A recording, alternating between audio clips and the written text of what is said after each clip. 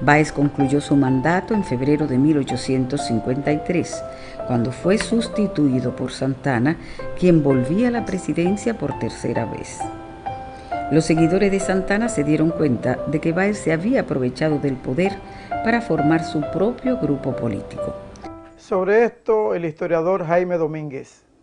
Era una lucha de personajes en una primera etapa, a tal extremo que Báez le sirvió a Santana en 1848 desde la presidencia de la Cámara de Diputados para derrocar a Jiménez, en 1849 para derrocar a Jiménez.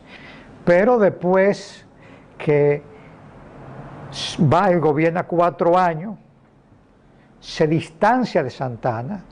Báez toma medidas para favorecer a la pequeña burguesía trinitaria que estaba sin líderes porque Duarte había abandonado la política, y se hace líder de ese grupo social. Y Santana sigue siendo el líder de los ateros, es decir que la contradicción de clase fue después, en la medida en que Báez se hizo dirigente de la pequeña burguesía trinitaria capitaleña que estaba huérfana de líderes desde que Duarte salió deportado en 1844. En julio de 1853, Santana hizo circular un manifiesto político contra Báez, donde lo acusaba de los peores crímenes contra la seguridad nacional. Luego emitió un decreto donde se expulsaba al caudillo azuano del país, quien fijó su residencia en Curazao. Estando Báez exiliado en Curazao, Santana se dispuso a enviar a Ramón Matías Mella a una misión diplomática a España para gestionar el reconocimiento de la independencia dominicana. El fracaso de la misión diplomática de Mella en España hizo que el gobierno de Santana fijara su mirada en los Estados Unidos de América para ofrecerle la venta de la bahía y la península de Samaná en 1854. El gobierno tuvo que enfrentar también la octava y última invasión haitiana, encabezada otra vez por Faustino Solúk. Las batallas decisivas se libraron el 22 de diciembre, la primera en un lugar cercano a las matas de Farfán, llamado Sabana de San Tomé, la segunda en Cambronal, próximo a Neiva. En ambas batallas se libraron encarnizados combates, siendo el general Solúk y sus oficiales derrotados en forma humillante. Ambas victorias militares en el sur fueron seguidas de otra en el norte y en un lugar cercano a Dajabón, llamado Sabana Larga. Asistíamos a la última campaña del ejército haitiano por ocupar Santo Domingo. Oigamos al hombre Riverón, el historiador local de Dajabón. Casi en el mismo proceso que sucede lo de Beler, sucede en Sabana Larga. Los haitianos recelosos de que querían seguir mandando aquí en el país, pues emprenden otra batalla, pero ya los dominicanos estaban más fortificados en ánimo en derrotar a los haitianos. Y entonces se da, porque Sabana Larga solamente tiene ese nombre de Sabana Larga porque es un llano extenso, y ahí estratégicamente se pusieron y combatieron y triunfaron los dominicanos en esa batalla. En medio de las últimas batallas contra los haitianos, llegó a Santo Domingo el cónsul español Antonio María Segovia. Vino con 2 objetivos bien precisos. Primero, evitar a cualquier precio la creciente penetración norteamericana en el país, porque ponía en peligro la hegemonía española en las Antillas. Y segundo, vino a conspirar contra el tercer gobierno de Santana, que venía favoreciendo a las demás potencias, especialmente a los Estados Unidos. Las actividades de Segovia consistieron en apoyar a los opositores políticos de Santana. Para ello, procedió a la apertura de libros de registro en la sede del consulado para que los dominicanos que desearan ser ciudadano español lo hicieran sin dificultades algunas. Los dominicanos que decidieron matricularse no podían ser molestados por el gobierno, pues ya eran ciudadanos españoles. Segovia además estableció contacto con Buenaventura Báez, quien desde San Tomás movía los hilos de una trama para tumbar el gobierno que se desenvolvía en medio de una lúgubre situación económica. La concurrencia de esos y otros factores empujaron a Santana a presentar su renuncia en mayo de 1856. Santana tuvo problemas y se enfrentó con el clero. Ayudado por Segovia, Báez volvió a ser el primero.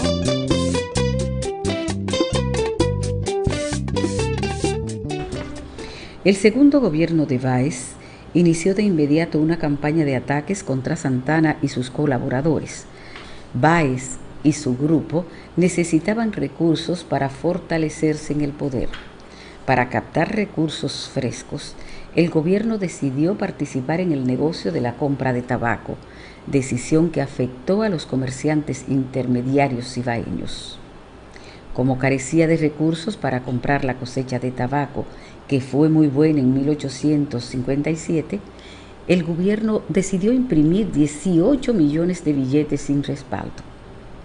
Con una parte de ese dinero falso, una comisión del gobierno se dirigió al Cibao con las instrucciones de comprar el tabaco a los cosecheros a mejores precios que los intermediarios y de comprar las monedas fuertes que circulaban a una tasa muy atractiva. Presidente comerciante Báez se metió a bandolero, asaltando en el Cibao, arruinó los tabaqueros.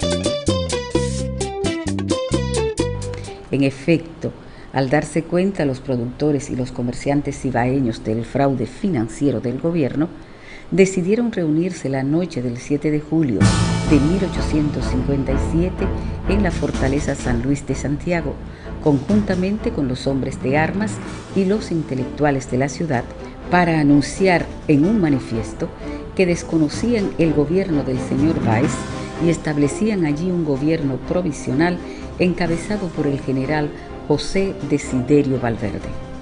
En medio de la guerra, el gobierno de Valverde se dispuso a darle al país una nueva constitución política que sustituyera a la santanista en sus dos versiones, la de noviembre de 1844 y la de diciembre de 1854. La constituyente empezó a reunirse en Moca en los primeros días de diciembre y para febrero de 1858 habían concluido los debates con la aprobación de la primera constitución democrática en la historia del país. En ella se establecía por primera vez el voto universal, se limitaron los poderes del presidente, se prohibió la reelección presidencial consecutiva, las Fuerzas Armadas serían obedientes al poder civil. Durante aquella guerra civil, la primera entre los dominicanos, Báez conservó el control de la capital, de donde no pudo ser desalojado por las fuerzas militares cibaeñas. Tampoco de Samaná e Higüey, cuyos jefes militares se mantuvieron fieles al caudillo del sur. El gobierno de Santiago, al ver que se prolongaba el asedio de la capital sin resultados favorables, decidió emitir un decreto de amnistía a favor de Pedro Santana y sus seguidores que se encontraban exiliados. El Cibao quiso tumbar a Báez, que era una deshonra, mas Santana se quedó con el santo y la limosna. La salida de Báez y sus numerosos ahijados le permitió a Santana y a sus tropas entrar en la capital sin mayores dificultades. En julio, los seguidores del déspota ceibano empezaron a solicitarle que restableciera la Constitución y las leyes. Santana anunció sin demora que aceptaba el sacrificio para salvar la República e invitaba al presidente Valverde a integrarse a la tarea de reorganizar el país. Esa invitación era un franco desconocimiento al gobierno de Santiago. Las difíciles condiciones internas y externas en que se desenvolvía el último gobierno de Santana y la élite que lo apoyaba empujaron a este a las negociaciones con España en busca de la protección política o la anexión. La mañana del 18 de marzo de 1861, el general Pedro Santana se asomó al balcón del Palacio Presidencial, frente a la plaza de la Catedral, a leerle al pueblo allí reunido su discurso, donde anunciaba su traición a la patria. La anexión fue proclamada, un acto de cobardía. El pueblo dominicano perdió su soberanía. Franklin Franco. La anexión a España fue posible por la permanencia de los anexionistas en el poder inmediatamente después de la independencia. Cuando hablo de anexionistas me estoy refiriendo a Santana y a Báez. Fueron ellos fundamentalmente los autores de la anexión, porque no tenían conciencia, no creían en la viabilidad de la independencia nacional. De inmediato en San Francisco la anexión fue rechazada y en Moca José Contreras preparó las barricadas.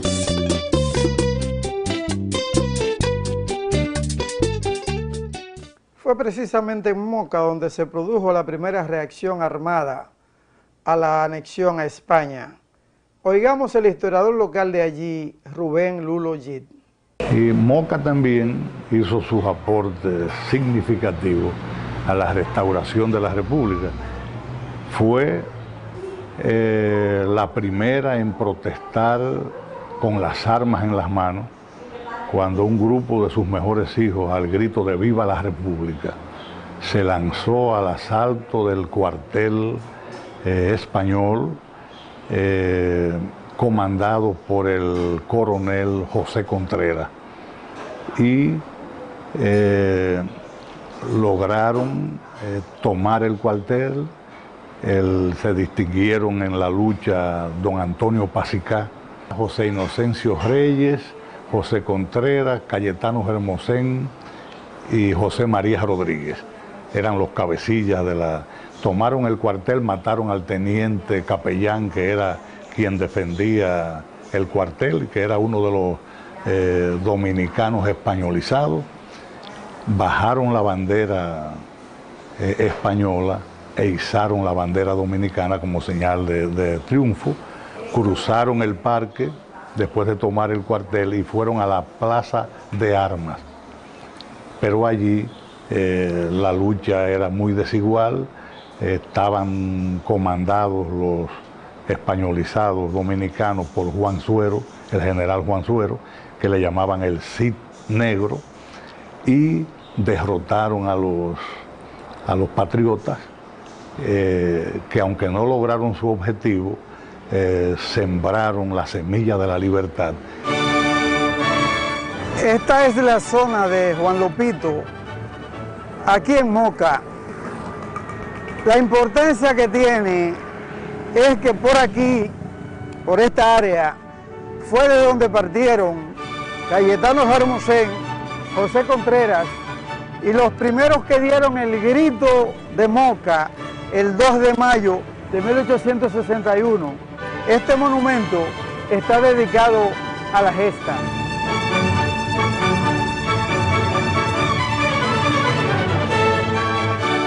La última rebelión del año 1861 fue la expedición armada organizada por Francisco del Rosario Sánchez, aliado a un grupo de seguidores del expresidente Báez.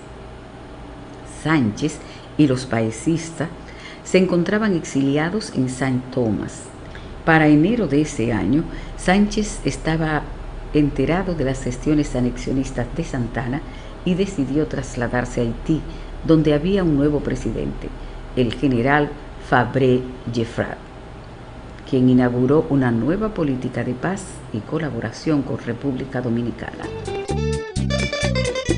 El pueblo y gobierno haitianos tenían clara su conciencia, dando a los dominicanos apoyo a la independencia.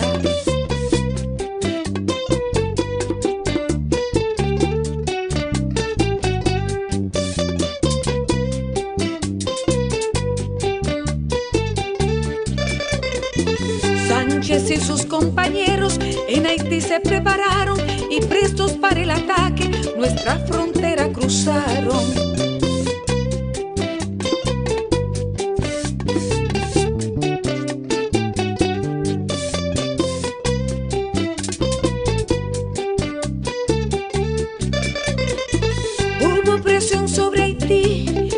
preciso avisar a Sánchez y a sus valientes que debían de regresar.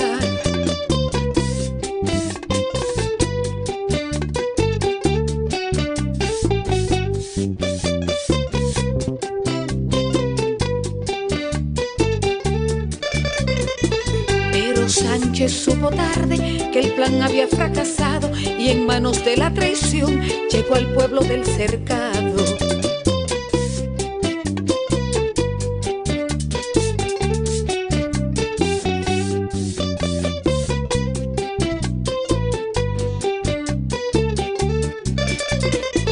Beolio fue el traicionero que entregó a los señalados y a San Juan los trasladaron donde fueron fusilados.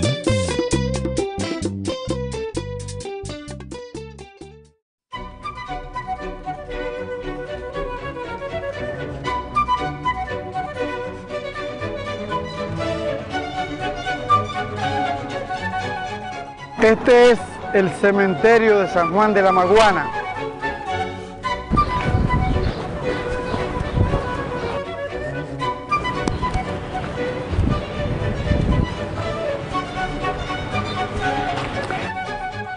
Fue precisamente en esta parte del cementerio de San Juan en donde el 4 de julio de 1861 Francisco Rosario Sánchez y sus compañeros fueron fusilados por órdenes directas del general Pedro Santana. Fueron colocados en esta parte mientras el pelotón de fusilamiento que cumplía las infames órdenes estaba apostado de ese lado. La guerra restauradora, aunque tuvo muchos frentes, fue ganada por el pueblo en la línea noroeste. El 16 de agosto de 1863, un grupo de patriotas encabezados por Santiago Rodríguez atravesó la frontera y en un cerro de Dajabón llamado Capotillo izaron la bandera dominicana en señal de que la guerra continuaba y entraba en una segunda etapa. Desde entonces se denominó Guerra Restauradora porque su objetivo era restaurar, restablecer la República Dominicana. Aquel 16 de agosto del año 63, los patriotas proclamaron de la patria el renacer.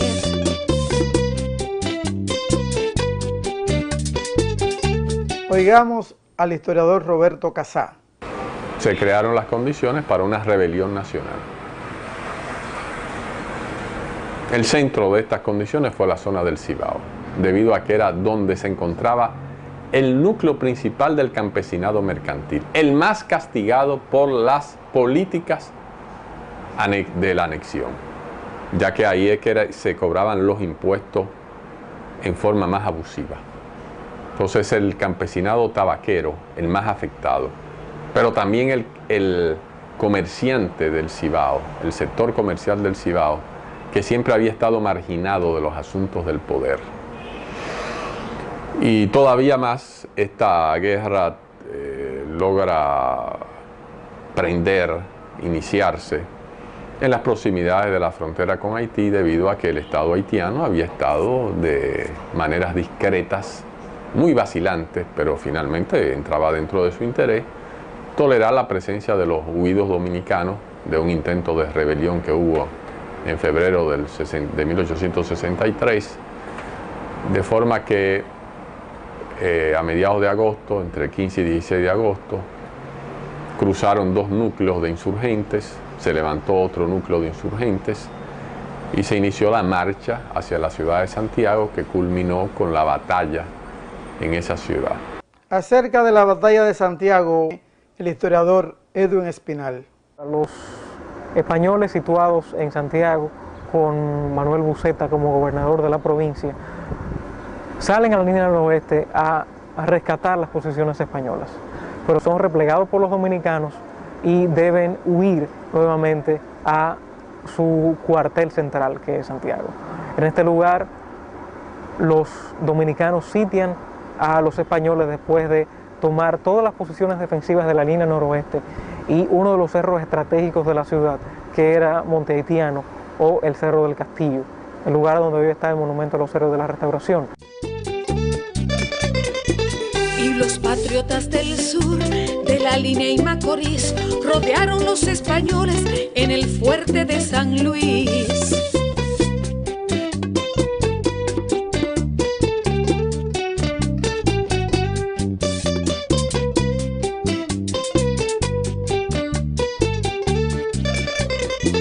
Busete estaba confiado con sus hombres desplegados y enseguida comenzaba la batalla de Santiago.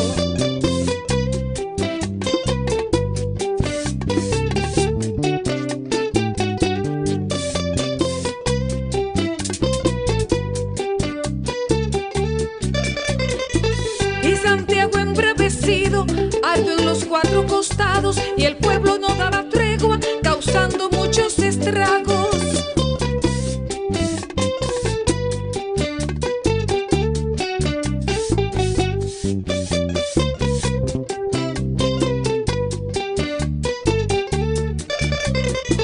Al verse los españoles vencidos en la matanza, ponen pies en polvorosa y huyen hacia Puerto Plata. José Miguel Soto Jiménez. El general Santana fue un héroe de la independencia que malogró él mismo su prestigio y la oportunidad de ser el gran general libertador. Primero con el uso indiscriminado de la fuerza para mantenerse en el poder. Y en segundo lugar, por un evento que no tiene disculpas ni dispensas posibles, que es el caso de la anexión a España. Pobre de Pedro Santana, que murió en plena desgracia, ni con la muerte se paga una traición a la patria.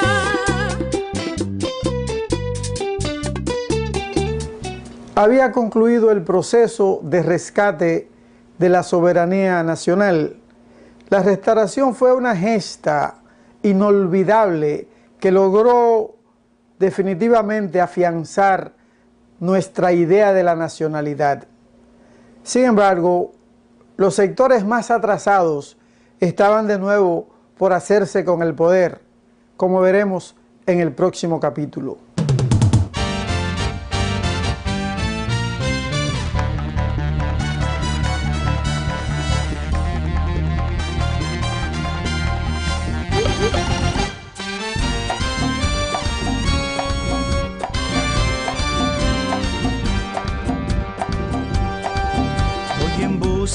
De la historia, no de leyendas y mitos, quiero saber en verdad qué pasó en Santo Domingo. Quiero saber qué se hicieron los primeros pobladores, la esclavitud de los negros. Quiero saber las razones.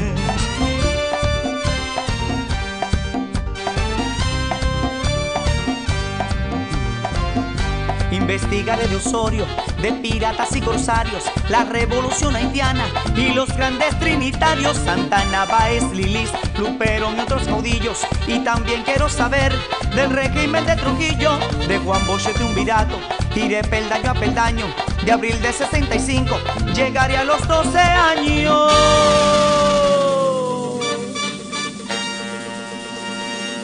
Y finalmente, señores, obviando muchas falacias, quiero saber quiénes fueron padres de la democracia.